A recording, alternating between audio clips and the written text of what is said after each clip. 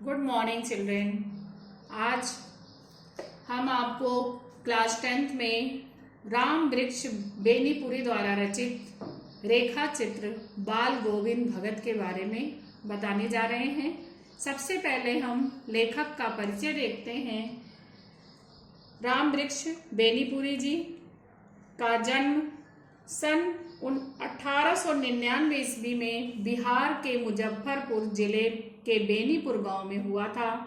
उनके माता पिता का निधन बचपन में ही हो गया था, इसलिए इन्हें जीवन के आरंभिक वर्षों में बड़ी कठिनाइयों का सामना करना पड़ा।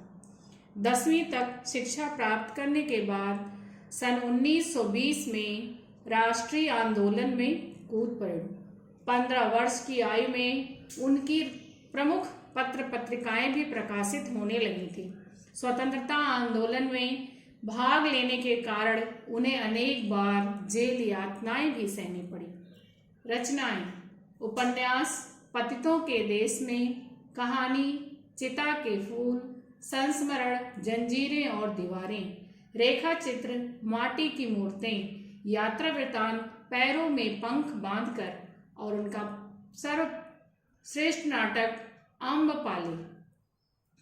राम वृक्ष बेनीपुरी जी की भाषा शुद्ध साहित्यिक खड़ी बोली थी। भाषा में तत्सम, तद्भव और देशज शब्दों का प्रयोग हुआ है। उनकी भाषा चित्रात्मक है तथा भाव और विषय के अनुकूल है। बच्चों, बाल गोविंद भगत के पाठ का सारांश हम कुछ महत्वपूर्ण बिंदुओं के द्वारा प्रदर्शित करना चाहते हैं।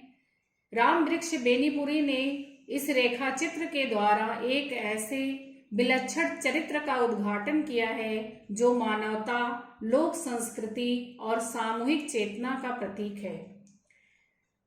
सबसे पहला पॉइंट है बाल गोविंद भगत का व्यक्तित्व।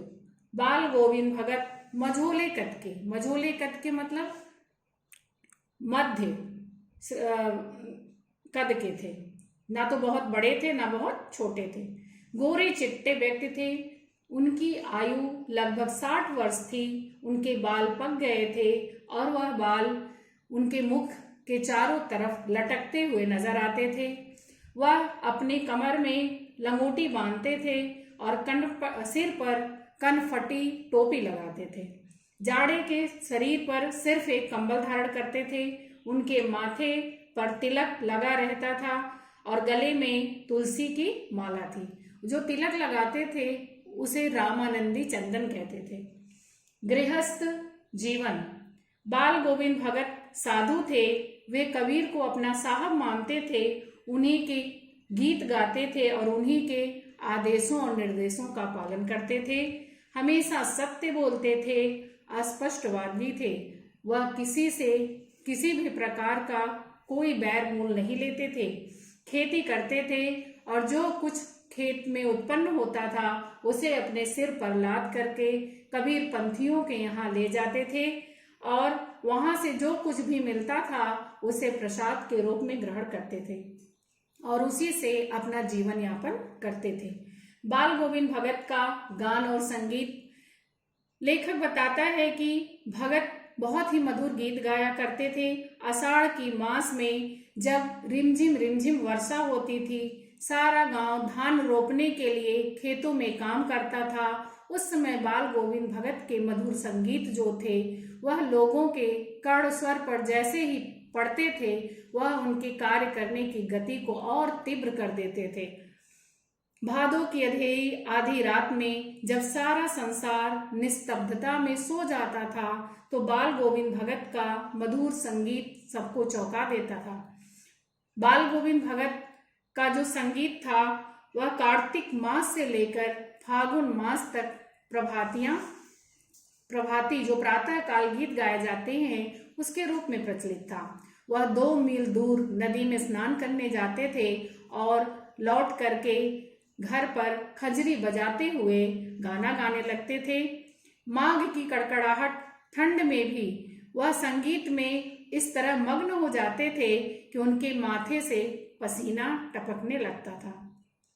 संगीत का वातावरण पूरे गांव में इस कदर छा जाता था कि लोग उनके गाए हुए गीतों को दोहराया करते थे। इसी तरह समय चलता रहा। बेटे की मृत्यु। बाल गोविंद भगत का एक बेटा जो विवाहित था, उसकी पत्नी बहुत ही सुशील और सज्जन थी। एक दिन उसका बेटा बीमार होकर के चल बसा। लेखक कुतूहलवश उसके घर पहुंचा था। उसने देखा कि बेटे की लाश के पास बाल गोविंद भगत आसन जमा कर गाते चले जा रहे हैं। उनके स्वर में उसी भांति तल्लीनता थी जैसे वह रोज गीत गाया करते थे। सभी लोगों को यह देखकर आश्चर्य होता था। वह अपनी पतोहू से भी कहते थे कि तुम भी व्यर्थ में मत रो, यह समय शोक मनाने का नहीं है, उत्सव मनाने का है, क्योंकि जीवात्मा परमात्मा में विलीन हो गई है। व्यक्ति जो है जीवन मरण के बंधन से मुक्त हो चुका है, इसलिए रोने की जरूरत नहीं है। और अपने पतोहू के द्वारा ही उन्होंने क्रिया कर्म कराए अपने बेटे का, और समाज में एक प्रमाण सिद्ध किया कि जाति और धर्म लिंग में किसी प्रकार का कोई भेदभाव नहीं होना चाहिए। पतोहू की विदाई अगला पॉइंट है। बेटे के क्रिया कर्म और श्रद्धा की अवधि जब पूरी हो गई तो उन्होंने पतोहू को उसके भाई के साथ उसके मायके भेज दिया। बाल गोविंद भगत की मृत्यु अगला पॉइंट है। बाल गोविंद भगत प्रतिवर्ष 30 कोस पैदल चलकर गंगा स्नान को जाते थे। वह घर से खाकर जाते थे और घर पर आकर ही खाना खाते थे। वह अपने नियम धर्म के बड़े पक्के थे। उस दिन संध्या को उन्होंने गीत नहीं गाए। भोर में लोगों ने जब गीत नहीं सुना तो जाकर देखा तो बाल गोविंद भगत जो का शरीर जो है वह अस्थि पंजर होकर पड़ा हुआ था। इस तरह उनकी मृत्यु हो गई। प्रस्तुत पाठ के माध्यम से लेखक यह बताना चाहता है कि समाज में फैली हुई बुराइयां, वह जो है लोगों के मन में जो भेदभाव होते हैं स्त्री और पुरुष के प्रति, उसका भी बाल गोविंद भगत के द्वारा उसका निराकरण उन्होंने। और इस पाठ के माध्यम से ग्राम संस्कृति की झलक हमारे आसपास के वातावरण में मिलती है। वहाँ के स्त्रियों के द्वारा जो धान रोपना और मेड़ पर उनके द्वारा कलेवा लेकर पहुंचना, यह सब ग्रामीण जीवन की परछाई भी हमें इस पाठ के माध्यम से बताई गई है। धन्यवाद।